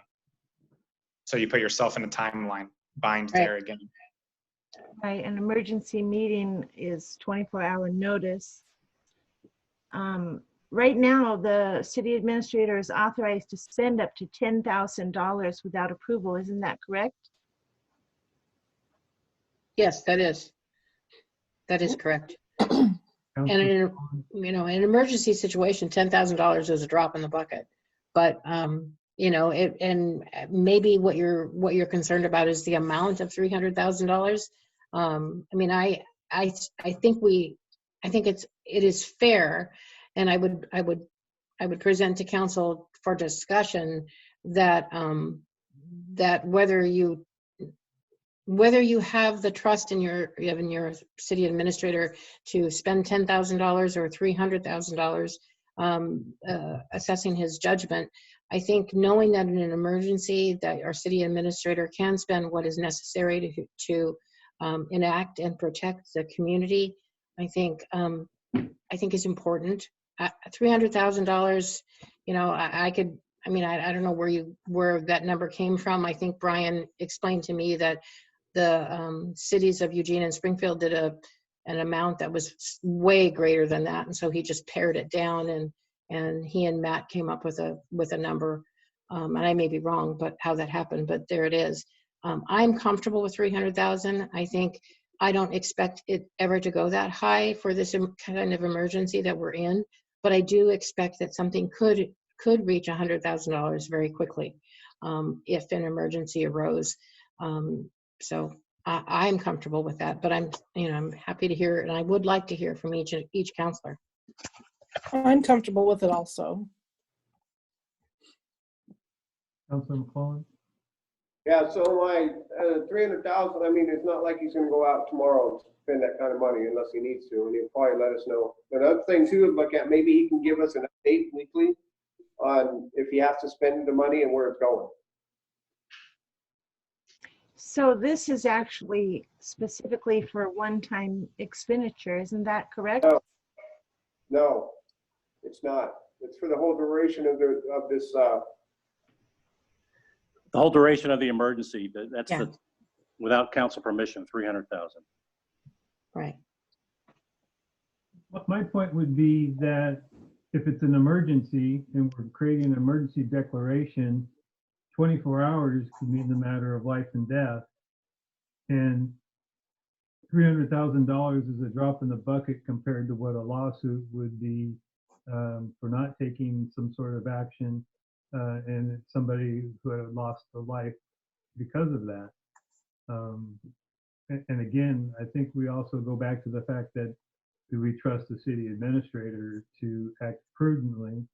And I'm sure if he was having to do that kind of expenditure, I would imagine that at least the mayor would be alongside as that was happening. That would just be my input. That's true. Counselor or Bobby, Counselor Whitney, are you there? How do you feel about this? I'm fine with it. I'm fine with keeping it as it is. Okay. Counselor Hollett, do you have any thoughts on this? So this expenditure authorization would only be while the declaration is in place, correct? Yes, absolutely. And then it goes back to the 10,000 as soon as the declaration is no longer in place, and the expenditure would only be for an emergency piece. It couldn't be like, well, now that I've got this, I can spend $300,000 for a new fleet for the fire department or whatever, Yeah. Okay. I would add, Mayor, I would just add real briefly as well that it's also in the emergency declaration that the council could revoke this authority and the emergency declaration could continue. Okay. I also just want to add really quick too, I'm fine with that number. I think that it's important for us to remember too that some of this stuff can be reimbursable by the federal government, is my understanding. That's very true. That's very true. Which is one of the reasons why we want to declare the emergency, so that we can take advantage of any reimbursement that may or may not come. That doesn't speak to this amount, but it is kind of important. And also so that we can juggle funds around if we needed to, be able to move funds out in our budget without having to do a supplemental budget ahead of time, and it gives us the flexibility to move things in an emergency. So, Can I is there make any one other more go ahead. comment? Yes, please. So from a procurement standpoint, I mean, that's what I did for a living for the last 6 years. There is probably nothing in this world that's available in less than 24 hours that could cost up to $300,000. So my point in bringing this up had nothing to do with trust. It had to do with thinking about all the scenarios that could possibly be out there. Okay, let's say we need a whole bunch of masks and gowns and whatever. Number one, there's no way that's going to cost that much. So that's not going to come up. 300,000 could be something like equipment or, you know, vehicles, who knows? But you can't get that here. You're not going to save someone's life by making a $300,000 purchase in less than 24 hours. So that's all where I was coming from. Mm-hmm. That's all I wanted to say. I appreciate that. And I think sometimes it's harder to think about the broader picture. In my mind, you know, when I think of an emergency in this case, you know, if for some reason something happened, and the virus became so virulent that we had to evacuate the community, that's going to cost you more than $300,000. Oh yeah. So, you know, those are, and you're right. I mean, we don't anticipate that, and God forbid that would happen, but that is that is an option. So I appreciate your thoughts, and I appreciate the thoughts of all of the council. If there's no further discussion, did we do a motion? Nope. Thank you. May I call for a motion? Yeah, I'll make the motion. I move that we adopt resolution 04-2020, a resolution declaring a local state of emergency due to the present COVID-19 pandemic. That was Bobby. Is there a second? I second Councilor Forkham, second. Forkham seconded. Any further conversation or discussion? I do have one more thing. I wanted to point out that we actually don't have an emergency operations plan that's been adopted or approved that we have access to anyway. I do understand that it's coming, but I just wanted to make mention of that we need to be able to see that and understand what our plan is. Counselor, did you get the copy that I forwarded you? I got the copy that had 25 out of 194 pages. Okay, that's the draft, which I was counseled to leave it as a draft to prevent us from losing some authority from Lane County. The other annexes are available. There are 3, one in the police department, one in the fire department, one in City Hall. You're welcome to come look at them. Right. Okay.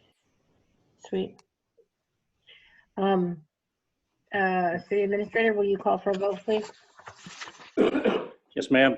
Counselor Hollett?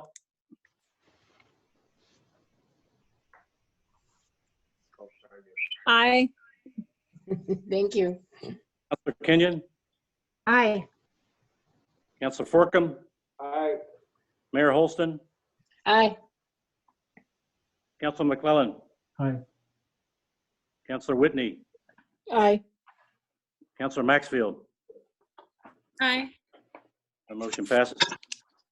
Thank you, Council. That will be signed promptly, and we will move on to 13.2. And Brian. Yes, ma'am. 13.2, this is a third reading of Ordinance 930, repealing and replacing Chapter 30 of the Oakridge Municipal Code. The proposed council action is a motion to adopt the Ordinance 930. Exhibits were the ordinance and the council rules of procedures.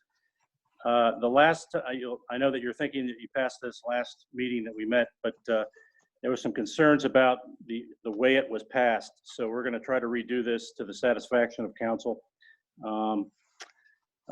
Ideally, we want to make two motions. One is going to be to approve the reading of the proposed ordinance by title only. Then it will be read, and then we need another motion to adopt ordinance 930. Does that, everyone agree with that method? I do. Yes. Okay. All right. So where we So stand. Council, can we have the first motion, please?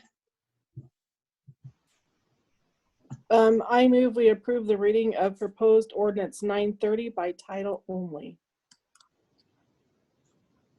And I will read the title. Excellent. Agenda title, third reading of ordinance 930 by title only. This is repealing and replacing chapter 30 of the Oakridge Municipal Code. So do we need to approve that motion before we read the ordinance by title and then move to adopt it? Yes, we need to make a motion. We need to vote on that reading by title. Okay. Right. So, all right, call for a vote. Councilor McClellan. Aye. Mayor Holston. Yeah, aye. Councilor Forkham. Aye. Councilor Kenyon. Aye. Councilor Maxfield. Aye. Councilor Whitney. Aye. Councilor Hollett. Aye. Motion passes. Thank you. So the motion that is passed is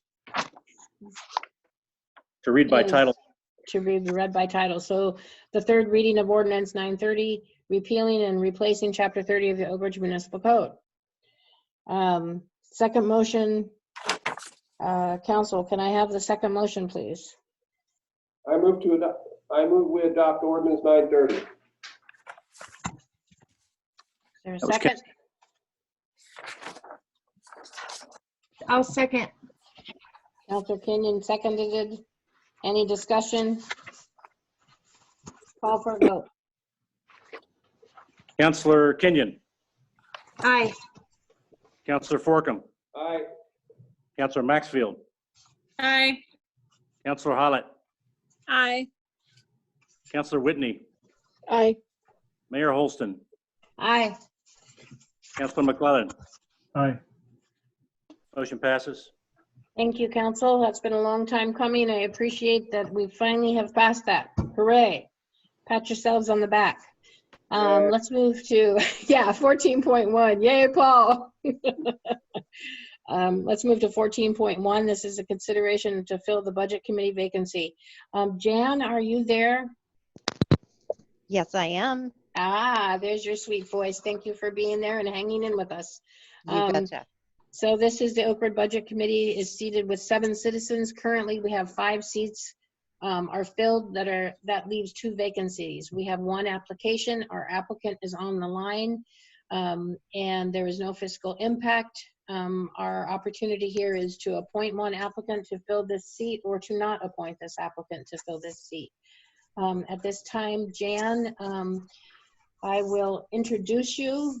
And you have filled out your application. All of our counselors have your application in front of us. And I am going to ask that you give us a few words about who you are and why you want to serve on the budget committee.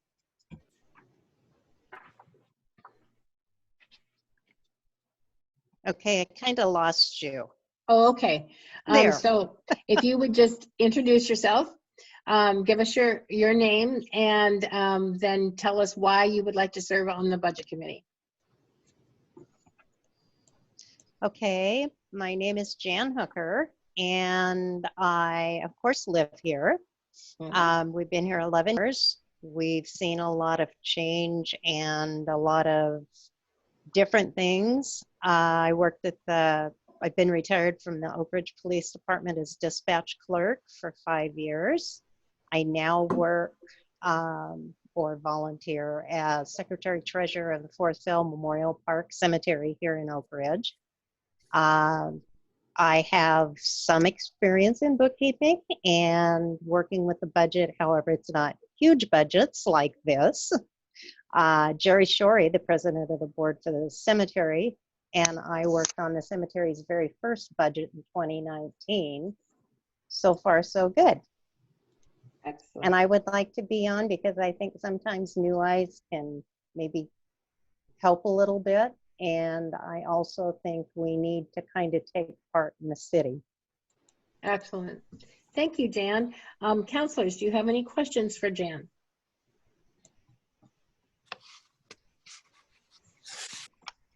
None? Everybody's smiling and that I can see. I think she's an excellent candidate. Well, there you go. There you go. If there are no questions, and I don't think I have any questions of Jan, I appreciate, Jan, that you have put your application in. I would ask for a motion. I move that we appoint Janice Hooker to serve in the vacant Oakridge Budget Committee seat for a 3-year term. I second. All seconds that. Any other discussion? Can I say one thing? Of course you may. Good. My name is Janice, but only if you're a man. Okay, we will remember that, Jan. Brian, will you call for a vote? Thank you. Yes, ma'am. Councilor Holland. Aye. Councilor Forcom. Aye. Councilor Whitney. Aye. Councilor McClellan. Aye. Mayor Holston. Aye. Councilor Maxfield. Aye. Councilor Kenyon. Aye. Motion passes. Jan, Thank you, thank Jan. you. Thank you very much. Thank you.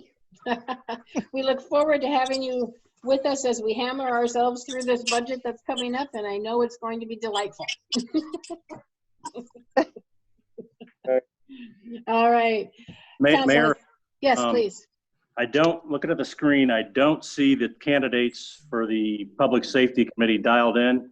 Okay. It may have something to do with kind of the special meeting and late notice. So Okay, let's I would put ask- this on hold. Yeah. And we will move it on to the next council meeting that we have. Brian, I have a question for you. So there's one more vacancy on the budget committee. Are those still open until filled kind of consideration? Is that how you're doing all the committee positions?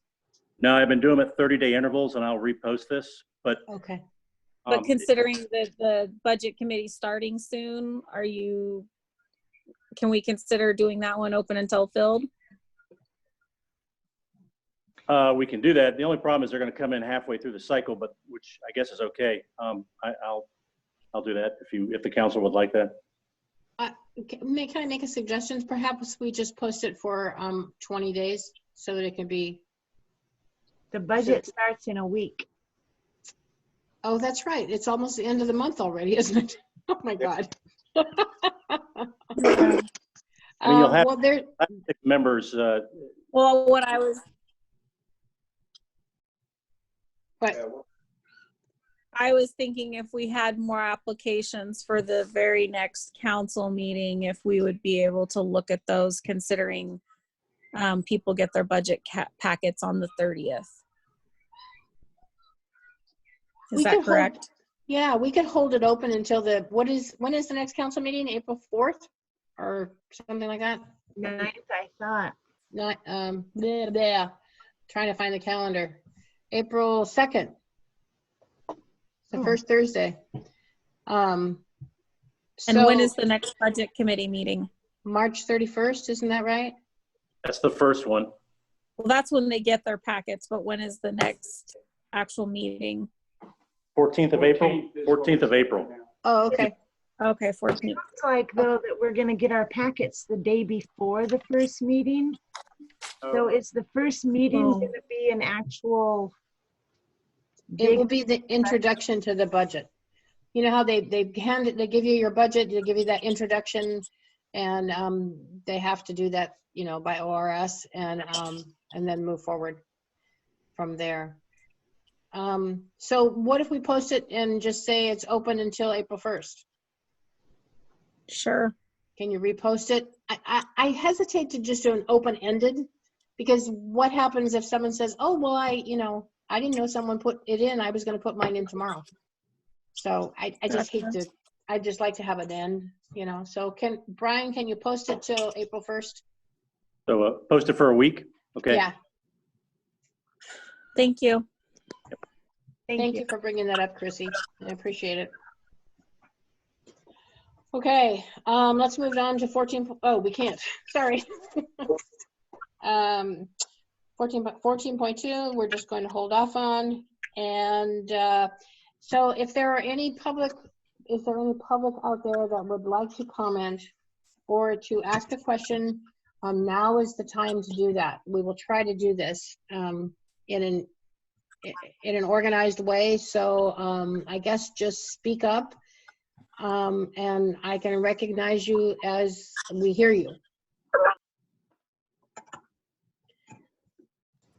Is there anybody out there? No? Okay. Wait, I just gotta, nope.